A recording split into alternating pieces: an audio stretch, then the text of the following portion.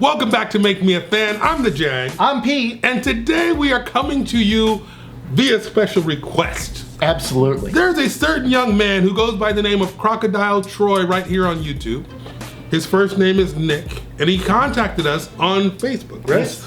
And sent us a message and asked us, the prolific and gifted duo, the dynamic duo, if you will, to watch a certain, is it a pay-per-view? It was a home tape. So at the time, this would have been live on Sky TV in the UK. All right. But this is the beautiful part about WWE, as we were people for a long, long time. We had no idea this happened. Hell no. Had no idea until you go to the Blockbuster and you're like, what? UK Rampage 1993? What is this? If you had put a gun to my head and said, Chris, was there such thing as UK Rampage 1993? I'd have shrugged my shoulders and said, hell no. I'm sure, why not? But it exists. And we're watching it.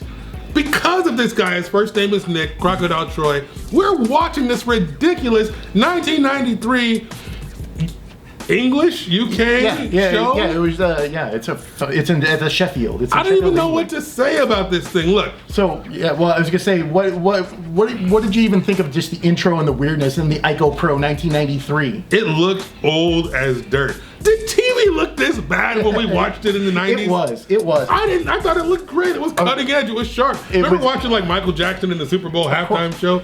Well, see, we had the Sony Trinitron. Like, I have a great TV. This looks like, the worst pixelated 64 by 64, postage stamp size picture nowadays. This looks like crap. But the funny thing was they showed this time lapse of them setting up the ring and setting up the lights because I guess time lapse was new. I don't know. It was the way to do things. It was a big deal to see this thing being set up, and of course, in the opening credits, you got Scott Steiner hitting the Frankensteiner on some jobber. You got all these different things that we just haven't seen before. And as they introduce the show, first of all, Lord Alfred Hayes welcomes us to the show. When's the last time you saw Lord Alfred Hayes do any damn thing? Man, he's been gone a while. I watched some Tuesday Night Titans and he was on. Did you really? I love watching that. Of course, the Encyclopedia is watching the old randomness. But Lord Alfred Hayes welcomes us, and next to him is the youngest looking JR. Jumping Jim Ross. What the hell is going on? Jim Ross, he looks great. This is before the Bell's palsy. Yeah, this is 93, so this is like March, April or May of 93. Jim Ross looks fresh. good. Fresh. He looks like he could probably stand at the gym a little bit. But Jim Ross has been eating well. The barbecue sauce is serving him well. Now, Jim Ross, I'm a big guy, so I'm not talking trash either. And this was him pre-meeting Jan. Yes. So, and that was the best part about him going to WWF because he met Jan. Very true. But yeah, this was the Jim Ross coming over from WCW. And next to him was Bobby the Brain Heenan. They don't make him like the Brain anymore. The greatest manager and greatest color commentator. Or shall we call him the Weasel? We're taking it back. We just put you in the Wayback Machine. And I'm gonna hit you with one of those, is that you thought at WWF, that was when he did the Weasel suit. No, he did that at AWA, he did that in Chicago. Really? He took that and he rode that to death. He just recycled the Weasel. Hey, and we never knew. And we never knew. And you know what? Loved it. Yeah. Now they said in the introduction about WrestleMania 9? Yes, WrestleMania 9. They kind of recapped what happened at WrestleMania 9, and for the people who are not crazy WWE fans like myself, Encyclopedia, would you please tell them what happened at WrestleMania 9? So WrestleMania 9 was at Caesar's Palace, obviously, and that was a big outdoor show. A lot of people remember it for Undertaker Giant Gonzalez and the chloroform. Oh, that was insane. There was a lot of horrible stuff on that. Tatanka was on Nothing as horrible as the main event. Oh, no, that was... What the hell were they thinking? Okay, Pete, tell the people who don't know. So it was Bret Hart versus Yokozuna. Yes, which is interesting in and of itself because the technician, the excellence of execution, going up against the behemoth, the man from the land of the rising sun, or really just, I don't know, about 200 miles the other way. In Samoa. So then we have Yoko. We got Uncle Yoko versus Bret the Hitman Hart. And I guess Bret Hart was meant to lose. This is what I heard. But he didn't want a job to Hogan. Yeah, so they put Yoko in there for that, and then all of a sudden Hogan introduces himself and challenges Yoko and has the power to make a match on the spot. Hey, I'm Hulk Hogan. I want a title match. I saw a meme the other day that said, who buried more talent? Hulk Hogan, Bret Hart, which I didn't know why he belonged in that conversation. I think it was Kevin Nash. No, John Cena, and the fourth one was Triple H, I believe it was. So maybe we'll find the meme and put it on the screen. I don't know. But those were the four people I think were on there. And I said, without question, it's Hulk freaking Hogan. Even if you just go to WCW. That doesn't work for me, brother. No? No, that's exactly what that's what he would say. He says, that doesn't work for me, brother. Yeah, even if you just go Hogan, by, you're gonna lose. That doesn't work. That doesn't work for me, brother. Even if you just go by WCW standards and the amount of talent he buried at WC freaking W when he had booking power. Oh, sure. Okay. He had creative control of himself, but then Nash would be number 2 for burying people. Yes, just the Gravediggers Incorporated. Those guys were horrible, but Hulk Hogan was gonna get the title back. Bret Hart didn't want a job to Hogan, which I hate that term job, but Bret Hart didn't want to lose. Yeah, he didn't want to drop the title to him, so they said, well, we'll have Yoko do it. We'll give it to Yoko. And so here Yoko comes in and has a decent match. He wins the championship for, 15 freaking seconds before Hulk Hogan, who to my knowledge had no affiliation with Bret Hart, suddenly comes out and wants to console Bret Hart. It's okay, man. Hey, it's all right. I'll help you. I'll win the title. I'm gonna fight this guy for you. And then in 2 seconds, he wins the freaking championship. Big boot, leg drop, and you got the title change. Quite possibly the worst outcome of a WrestleMania ever. WrestleMania main event ever. However, as a kid in 1993, which, I was 12 or 13, I didn't hate it.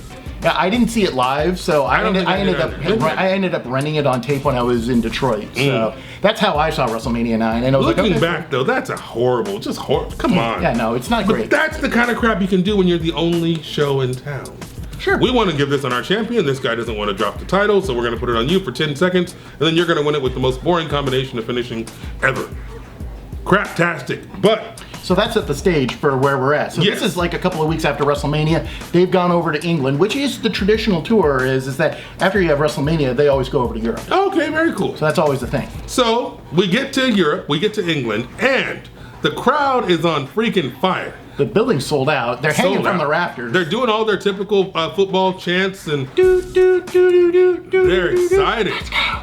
And what happens? The first match, the opening match, is a familiar face to today's fans, not just because of what he's done in the lifetime of his work in the WWE. In that 20-some years that he's there. But he's also He's sired multiple children that are quite possibly the best tag team ever in WWE. Possibly the most prolific wrestling family in wrestling? That's without question, because it's the Anawahi blood. It's all of that famous, The Rock's part of it. And who we're talking about is Mr. Rikishi. He came out as Head Shrinker Fatu. Junior Fatu. Oh, was he called Junior? Well, no, his legal name is Junior Fatu. Okay, but he's accompanied to the ring by... Sika. Yes. So, here we go. We got Head Shrinker Fatu going up against Brian Knobbs of the Nasty Boys, whose look is so 90s. It's almost hard to look at. He looks like a Blockbuster Video Friday night popcorn package. This dude looks like Snow rapping Informer, okay? Remember Informer? Oh, this is what... Yes, this dude looks like the personification of the 90s. And he comes out and the crowd loves the mullet. Yeah, they love everything about it. They love the trench coat. They love the, what is that, tie-dye? I don't know what the hell's going on. This man looks like 1993. Yes, it was tough. It's like some kind of bootleg knockoff 80s punk rock look.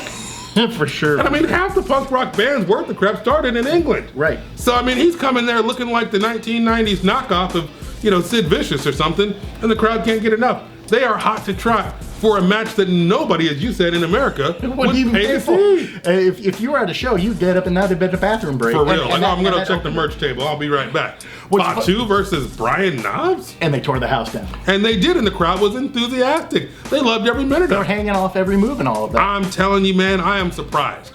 If we were back in the 90s, we could have been king, Hogan would have buried us, but we could have been fantastic because it didn't take a whole hell of a lot to get this Sheffield crowd on their feet, kicking butt, taking names. So, if you have not seen this show, you need to go to the WWE Network and find UK Rampage 1993. Yeah, you'll go to Originals on the side, and then you go down to Home Video Classics, and then you'll see UK Rampage 93. It's got the Chiron on there, has Yokozuna on it. If not the word home video classic doesn't tell you what you're in for, then just trust the Encyclopedia and the Jag. This is a time machine. I was a freshman in high school. April of 93? Yeah, I'm a freshman in high school. This is old as dirt. So, I put a couple more notes. This was AEW style booking. What I mean by that is there's no story here. They just said, you two, go wrestle. Okay. There's no storyline to prepare us for the Rikishi versus Brian Knobbs. It just happened. But you quickly figured out who the babyface and the heel were, though. That's the cool part. Oh, you know what that's called? That's called storytelling. That's something that's missing from AEW. So this might be AEW style booking. However, the storytelling was definitely classic WWE with an established heel, an established face, and the crowd is into it. They're not just into the high spots. They're into the whole they're cheering, show. They're cheering for the babyface, they're booing the bad guy. Which is what you want in a wrestling show. Now, the other thing I wrote down was the ref. The ref is in the blue shirt, which we're so used to refs in the striped shirt. The ref's in a long sleeve blue shirt, and he's got a mullet. And he's got a mullet. So, mullet ref, all right? And then, let's see. Yeah, hard to believe Brian Knobbs' look was cool. Those are my notes. Yeah, no, as you said, obviously the match ends with Rikishi using the lower rope for leverage, and the referee didn't see it. Of course, you know, great booking. It made the entire arena boo. Everybody was on their feet. I didn't know what happened. They elicited a reaction, and the best part is I talked about it. They don't have screens everywhere, so people had to pay attention. They couldn't be like, oh, I'll just see the replay. I'll look at the big screen. Like, they had to pay attention. Yes, I mean, Rikishi walks away with Fatu walks away with the 1, the 2, and the 3. So, I mean, that was the first match. So we're going to go match by match, people. Tomorrow we're going to talk about the second match, which I don't even know what it is. Yeah, we just saw part of it, and I think it's Doink. So yeah, when we paused it, Doink was on the screen. So what we're going to do next, guys, is we'll watch that entire interview next, and then we'll watch the match, and then we'll tell you what we thought. So come back tomorrow for the second match of UK Rampage 93. 93. As requested by Crocodile Troy, aka Nick. And if you want us to watch a pay-per-view, if you want us to do what we're doing right now with the show of your choosing, you gotta let us know. But we only listen to subscribers. Correct. So you gotta hit the bionic elbow on the subscribe button, ring the bell so you get a notification each and every time a new video comes out. And make sure to let us know if you like what we had to say about Rikishi versus Brian Knobbs in the comments. Continue the conversation. If you love it, let us know. If you hate it, let us know. Either way, we'll be back tomorrow at 9 a.m. every day, 9 a.m. Pacific time, for another video. And I think Doink's gonna have something to do with it. I hope so. All right, see you guys tomorrow.